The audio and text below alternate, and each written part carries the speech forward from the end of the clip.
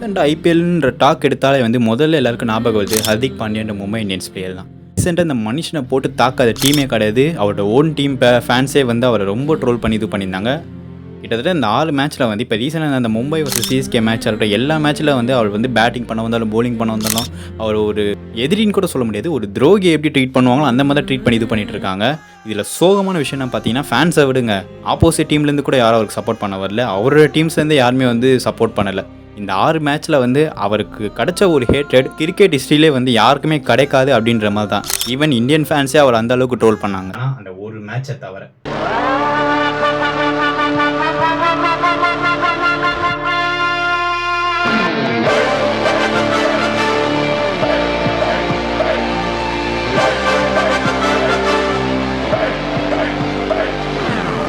ஒரு மேட்ச்சில் விராட் கோலி பண்ண அந்த ஒரு விஷயமே வந்து போதுமானதாக தான் எனக்கு இருந்தது. நாளைக்கு ஐபிஎல் முடிஞ்சிட்டு இந்தியா டீமுக்குள்ள ஹர்திக் பாண்டியா வந்து அவர் மூலமாக வந்து இந்தியா டீம் ஜெயிக்கிற மாதிரி இருந்தால் அப்போ நீங்கள் அவருக்கு தான் சப்போர்ட் பண்ணி ஆகும். அவரோட பாஸ்ட்டில் அவர் பண்ண ஒரு சில விஷயங்கள் வந்து ஃபேன்ஸை பெரிய லெவலில் டிசப்பாயின்மெண்ட் பண்ணாலுமே வந்து இந்தியன் டீம் பிளேயர், அதுவும் வேர்ல்ட் கப் ஆடின ஒரு பிளேயர், அவருக்கு இந்த அளவுக்கு ஒரு ஹேட்ரட் எந்த ஒரு இந்தியன் பிளேயருக்கும் வந்து இப்படி ஒரு ஹேட்ரட் இருந்தது, இதுதான் ஃபஸ்ட் டைம் கேள்வியே படுறேன்.